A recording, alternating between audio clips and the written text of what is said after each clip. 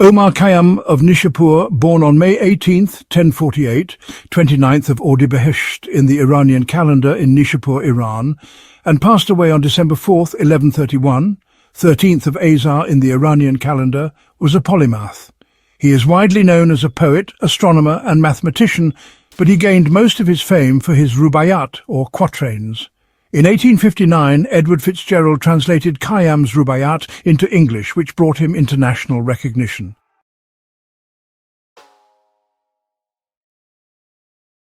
Khayyam's discoveries in geometry, particularly his method for solving cubic equations, had a profound impact on the European scientific community. His work in algebra and geometry was well known throughout medieval Europe. He also contributed to the reform of the Iranian calendar, collaborating with 7 other scholars, when the Seljuk ruler Malik Shah decided to reform the Persian calendar.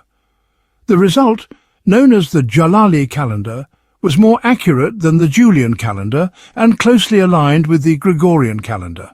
Khayyam calculated the year to be 365.24219858156 days, which was remarkably accurate.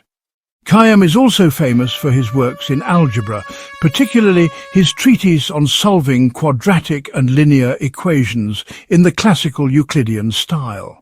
He used geometric methods to solve these equations, including dividing a conic section by a circle.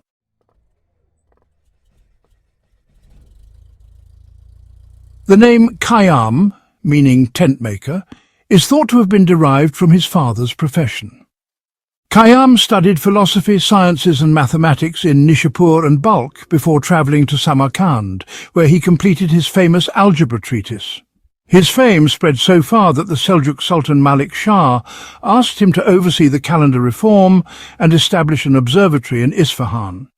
After Malik Shah died in 1092, Khayyam's life took a mysterious turn.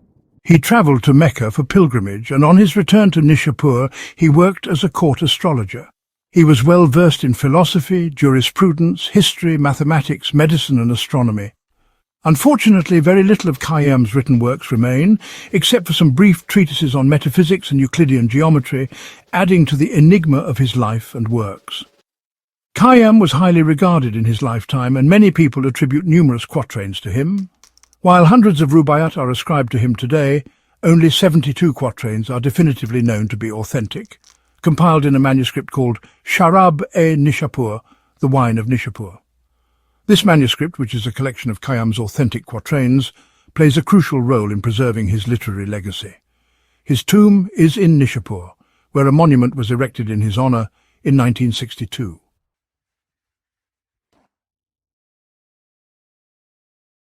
A letter from Sana'i to Khayyam. There is a famous letter from the poet Sana'i to Khayyam, in which he addresses a situation where one of Sana'i's servants was falsely accused of theft. Sana'i was in Nishapur at the time, and the accusations caused a great deal of distress.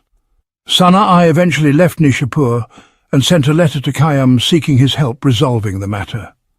In the letter, Sana'i expresses his disillusionment with the injustice and false accusations, and Khayyam responds with his support, showing the two poets' close relationship and mutual respect for one another. This letter is a testament to Khayyam's influence and the high regard in which he was held by his contemporaries.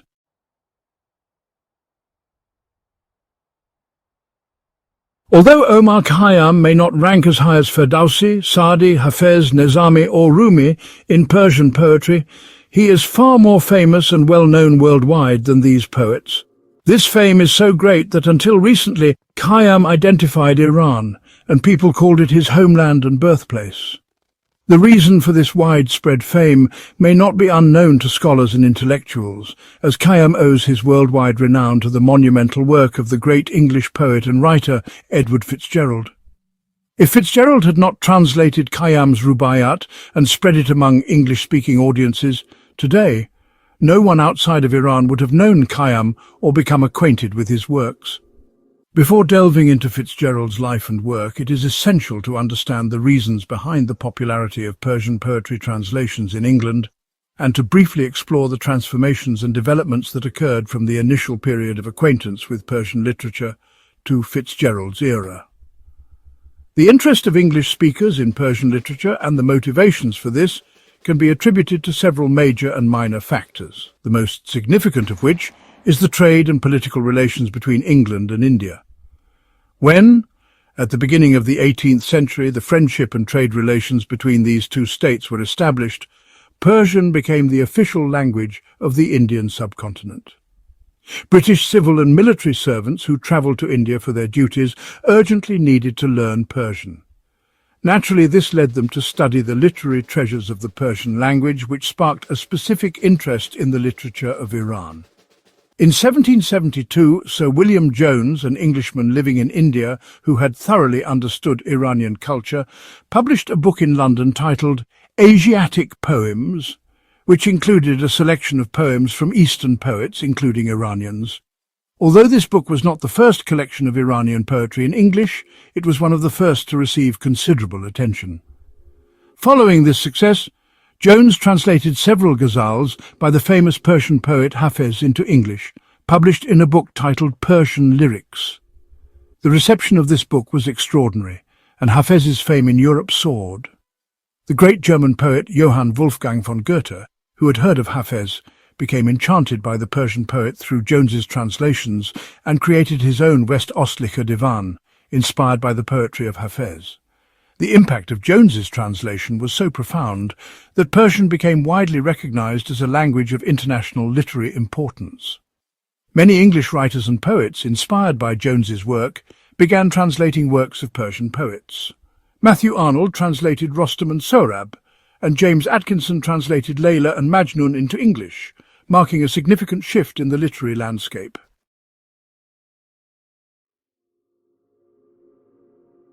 Six years later, in 1859, encouraged by the famous Orientalist Professor Cowell of Cambridge, Edward FitzGerald undertook the translation of Omar Khayyam's Rubaiyat, which ultimately earned him global fame. FitzGerald was born on March 31st, 1809, in Suffolk, England, 8 centuries after Khayyam's birth. His father, John Purcell, was the son of a wealthy Irishman, and his mother, Mary Frances, came from a noble and wealthy family. After completing his elementary education, FitzGerald attended King Edward's School and later entered Trinity College, Cambridge, where he earned his degree in 1830. That same year he travelled to Paris. From a young age, FitzGerald showed a strong interest in studying great thinkers' works and exploring nature's beauty. He spent much of his life cultivating friendships with scholars and intellectuals to benefit from their vast knowledge. His first published work, Euphranor, discussed the ideas and thoughts of the philosopher Plato. The book received much praise from scholars and intellectuals of that time. After this success, FitzGerald became determined to familiarize himself with the languages and literary treasures of the East. He studied Persian under the guidance of his friend and mentor, Professor Cowell, who was instrumental in introducing Persian literature to the West. FitzGerald translated works like Salaman and Absal by Jami and Mantiq Altair by Attar into English. At that time, even in England and other European countries, despite their familiarity with poets like Saadi, Hafez and Ferdowsi, very few knew about Khayyam. FitzGerald, however, came across a manuscript of Khayyam's Rubaiyat at the Bodleian Library in Oxford. After studying it, he became deeply enamoured with the philosophical ideas and wisdom conveyed through Khayyam's quatrains, and he set about translating them with great dedication, paving the way for Khayyam's rise to global recognition.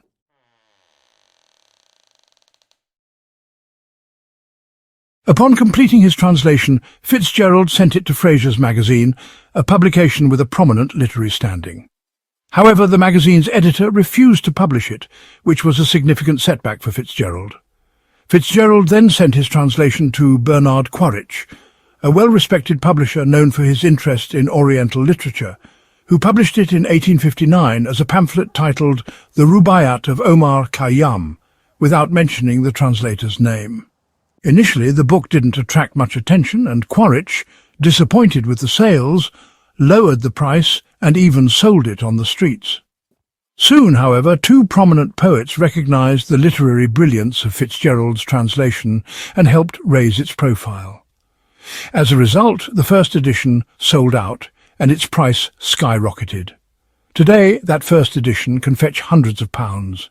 In 1929, a first edition sold for $8,000 in the US. Another fetched £1,410 in London.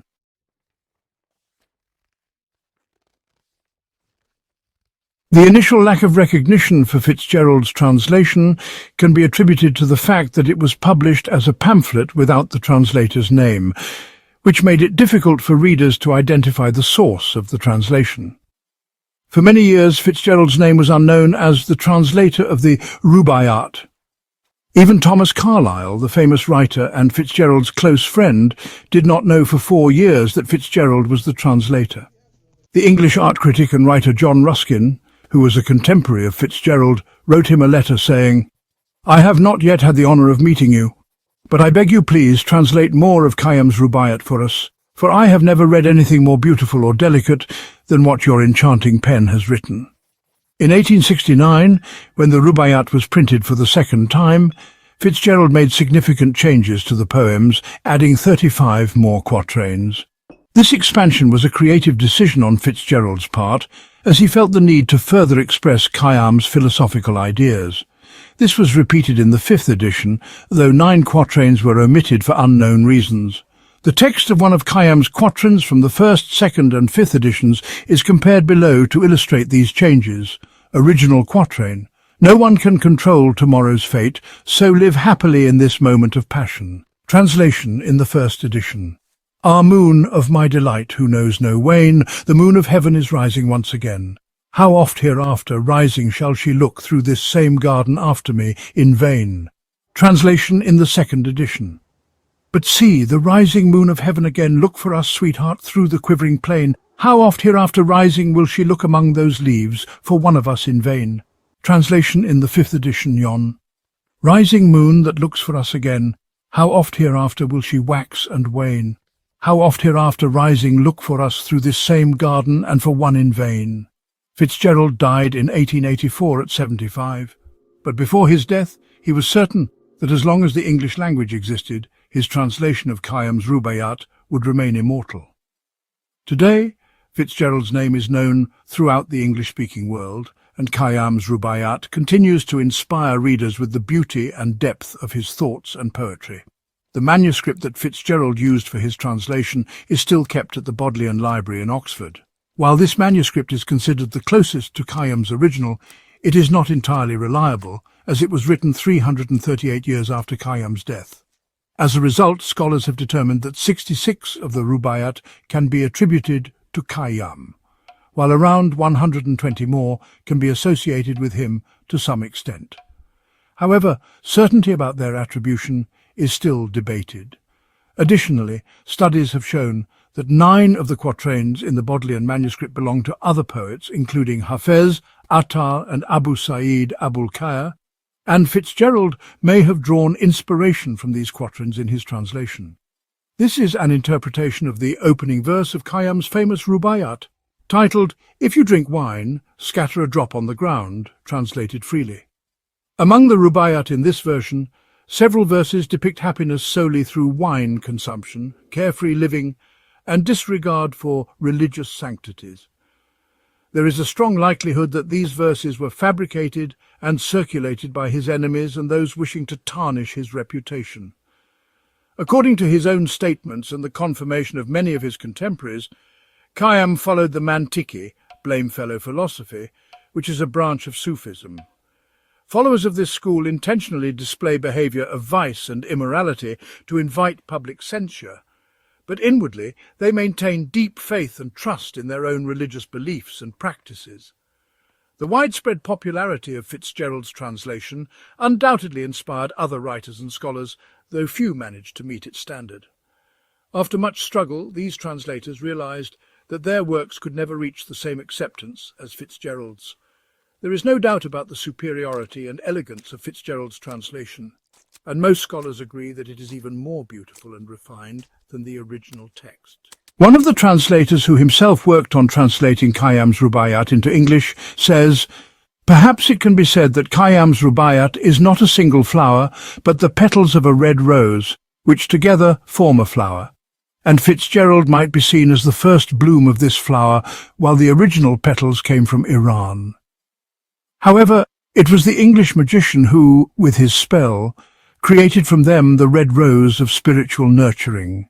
If FitzGerald had not translated the Rubaiyat, some of these translations might have been considered the most beautiful and robust, but it must also be acknowledged that had FitzGerald not shown the way, no one would have had the means or capability for such a monumental task, and Khayyam would not have been as widely recognized. FitzGerald's translation of the Rubaiyat was not direct or literal. Instead, he adopted a method of adaptation and inspiration. He took the original quatrains of Khayyam and broke them apart, rearranging them according to his taste and style. As a result, some of the verses in FitzGerald's translation are compound quatrains, combining several of Khayyam's verses. FitzGerald himself admitted in a letter to his teacher, Professor Cowell, that his translation might not always closely resemble the original, but it would be of interest for its form and details. He confessed that he had joined some quatrains together, and others he had broken apart, fearing that in doing so he might have diminished the simplicity and clarity of Khayyam's expression, which was one of his greatest strengths. Yet, he acknowledged that this was the nature of the work. One of the significant impacts of FitzGerald's translation was the introduction of Persian words into the English language. Terms like caravanserai, moon, saki, frash, bahram, jamshid, khosrow, parvin, mushta, kuza, and bulbul became part of English parlance. This linguistic transformation, brought about by FitzGerald's work, is a testament to the power of translation and its ability to enrich a language. Some readers may be aware that even one of the great contemporary English writers chose Saki as his pen name and published his works under that alias. FitzGerald was personally captivated by Khayyam, sharing his outlook on life. In a letter to a friend he wrote, "The truth is, I feel closer to Khayyam than you do, for he and I share similar views. You do not appreciate the beauty and charm of his words in the way I do. This personal connection between the translator and the poet adds a layer of intimacy to the translation, making it more relatable to the readers." Indeed, FitzGerald, like Khayyam, had little joy in the fleeting world and believed that one must also experience sorrow to appreciate happiness truly. He argued that too much comfort and ease ultimately poisoned the soul. The Rubaiyat version in the Delian family library, written on yellow paper with purple ink and gold embellished borders, contains more than 158 quatrains. However, its age is no guarantee of the authenticity or accuracy of these quatrains. Among the 158, 9 quatrains are attributed to other poets such as Hafez, Rumi, Atta, Sanai, Abu al-Khair, and others. FitzGerald initially translated 75 quatrains, later adding another 26. Although Khayyam inspired most of the 101 quatrains he translated, some are purely his creations and cannot be directly matched with Khayyam's work. FitzGerald's translation is not a simple word-for-word rendition. Rather, he extracted the essence of Khayyam's thoughts on the fleeting nature of human existence and expressed them in an elevated, poetic manner, bringing in many of his own stylistic flourishes. In essence, he infused Western sensibilities into Eastern poetry. This blending is likely why FitzGerald's translation succeeded, as other translators typically stuck to a literal rendering, refraining from engaging deeply with Khayyam's philosophy. FitzGerald's translation contributed immensely to Khayyam's popularity in the West. So many in the English-speaking world refer to FitzGerald's Rubaiyat as the definitive version.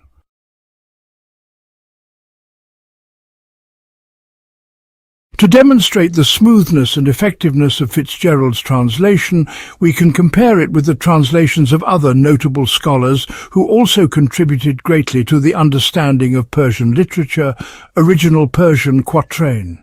"With you in the tavern, if I tell my secret, it is better than praying in the mosque without you.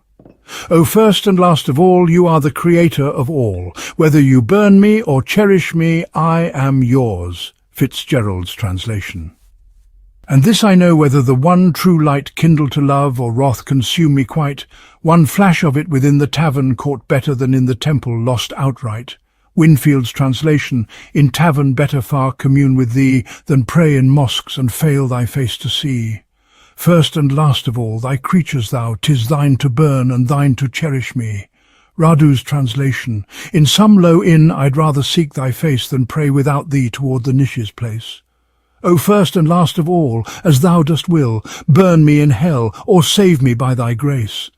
Professor Arbery's translation: better at the tavern and with wine to lay thee all my secrets bare, than to intone the parrot prayer, and thou not with me in the shrine. McCarthy's translation: I would rather in the tavern with thee pour out all the thoughts of my heart, than without thee go and make my prayer unto heaven. This truly, O Creator of all things present and to come, is religion. Whether thou cast me into flames, or makest me glad with the light of thy countenance. Edward Heron Allen's translation: if I tell thee my secret thoughts in a tavern, it is better than if I make my devotions before the mihrab without thee. O thou, the first and last of all created beings, burn me and thou wilt, or cherish me and thou wilt.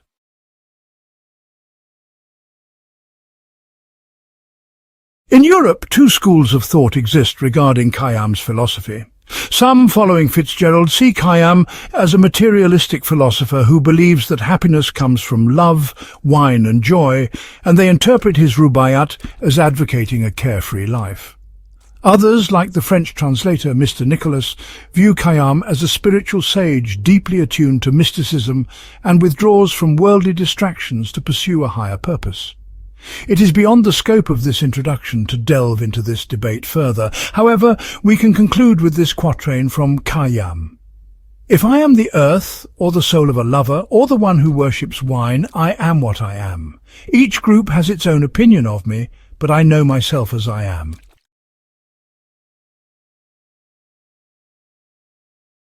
FitzGerald, as mentioned earlier, passed away in 1884. His physical body was buried in the dark soil, but his spirit ascended to the blooming flowers of Khayyam's poetry.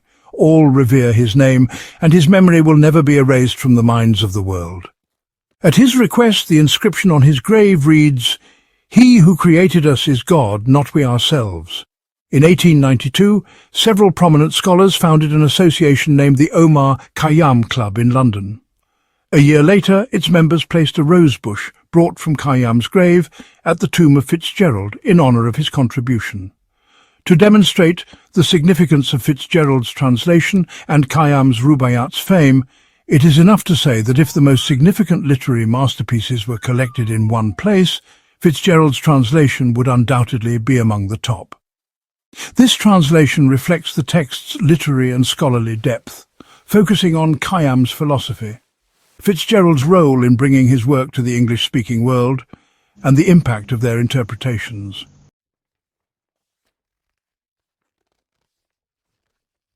Here are some of his famous quatrains. This moment of life is passing by like a river, like the wind.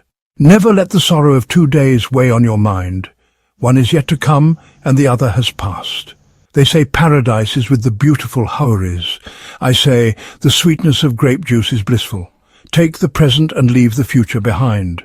For the sound of a drum from afar is sweet indeed. For a while we were students to a teacher. For a while we rejoiced in our mastery.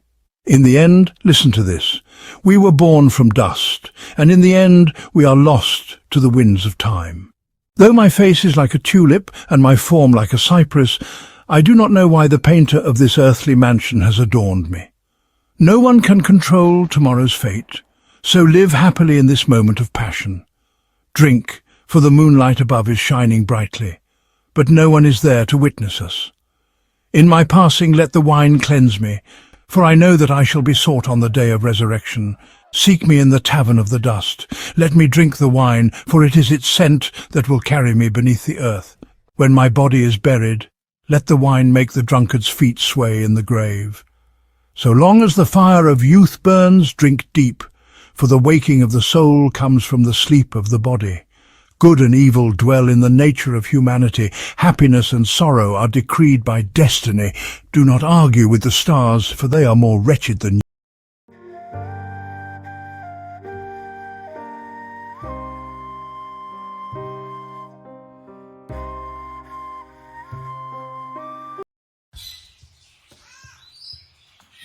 And when like Bear Obsaki you shall pass. And when like Bear Obsaki you shall pass among the guests star-scattered on the grass, and in your joyous errand reach the spot where I made one turn down an empty glass. Yon rising moon that looks for us again, how oft hereafter will she wax and wane? How oft hereafter rising look for us through this same garden, and for one in vain. Ah, that spring should vanish with the rose, that youth's sweet-scented manuscript should close, the nightingale that in the branches sang, ah, whence and whither flew again, who knows? Ab love, could you and I with him conspire to grasp this sorry scheme of things entire, would not we shatter it to bits and then remold it nearer to the heart's desire? Indeed, indeed, repentance oft before I swore, but was I sober when I swore?